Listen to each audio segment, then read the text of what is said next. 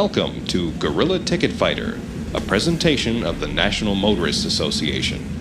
With the purchase of this tape, you have made an important first step toward being a victor instead of a victim. Guerrilla Ticket Fighter is not a discussion of the law's fine points or a detailed description of traffic court procedures. In fact, we want to emphasize that this is not and should not be construed as legal advice. It's a no-holds-barred strategy session on how to fight traffic tickets and win. Traffic enforcement in the United States is primarily about money, power, and political agendas. Highway safety is an excuse, not a reason, for most enforcement actions. Police departments and local courts are subsidized and supported by traffic tickets. Individual police officers and many judges are evaluated and promoted on the basis of how much ticket revenue they generate. In general, the traffic ticket system is corrupt and rotten to the core. You will not prevail in a battle with this system by being a nice, compliant citizen who plays by the rules. The guerrilla ticket fighter uses tactics that exploit the ticket system's greatest weakness: its need to generate cash and show a profit. The ticket system starts to hemorrhage the instant you plead not guilty. When you plead not guilty and prepare to fight your ticket, the profit the state or local government expected to enjoy is all but gone.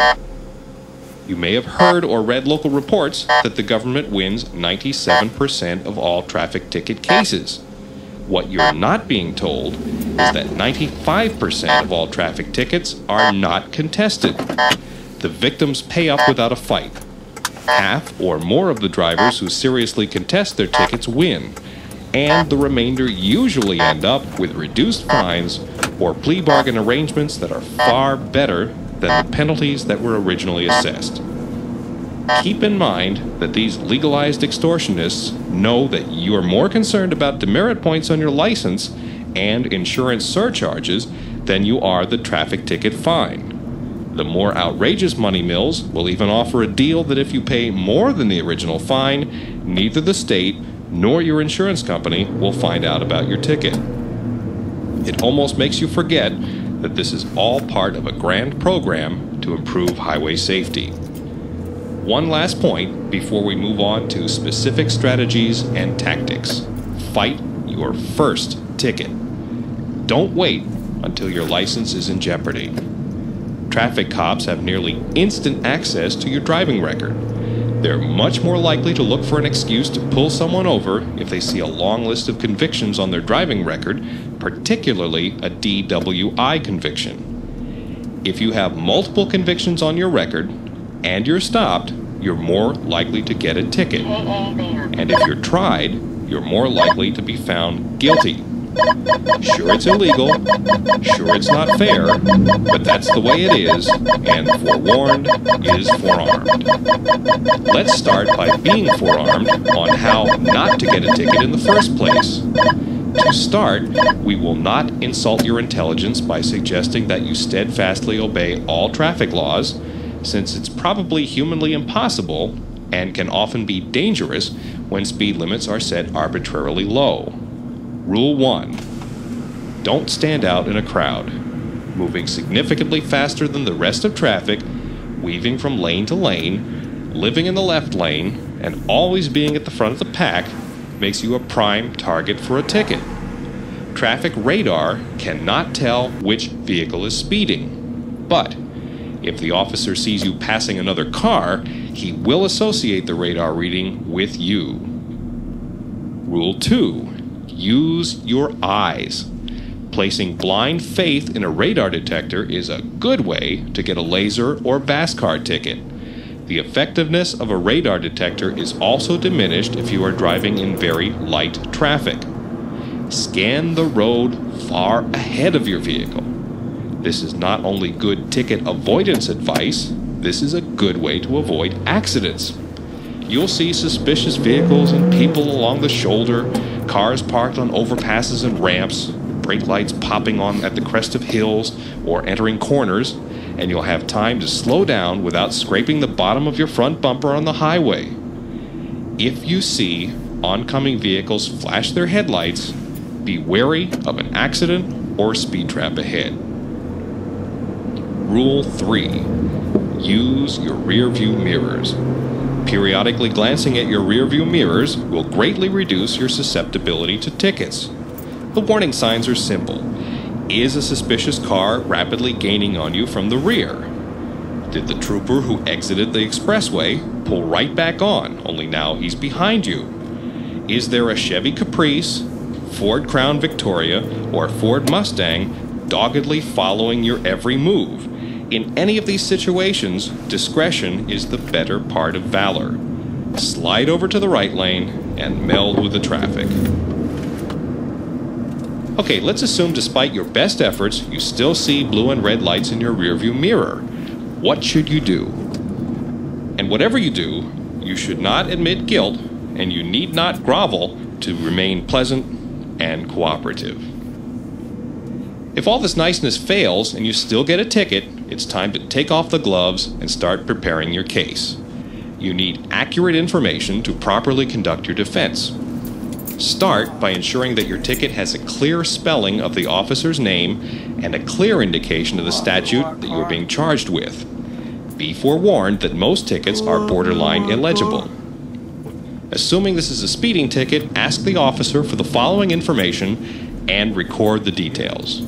First, make, model, year, vehicle identification number, and license plate number of the patrol car. Next, make, model, and serial number of the speed measurement device. And finally, the serial number of the calibration devices, usually tuning forks, if radar is involved. If your speed was measured with a time over distance device such as VASCAR, have the officer show you the 2 points between which your vehicle was clocked and the distance between those 2 points. Also, determine where the officer was located when clocking the speed of your vehicle. Ask the officer to show you in his log when he last calibrated his speed measurement device for accuracy. If he won't, he probably didn't. The officer might refuse to answer any of these questions. If he does, note his refusal and ask him to note your request on the ticket. Independently, you should write down all the information you can. Weather conditions, traffic volume, and roadside development should be recorded.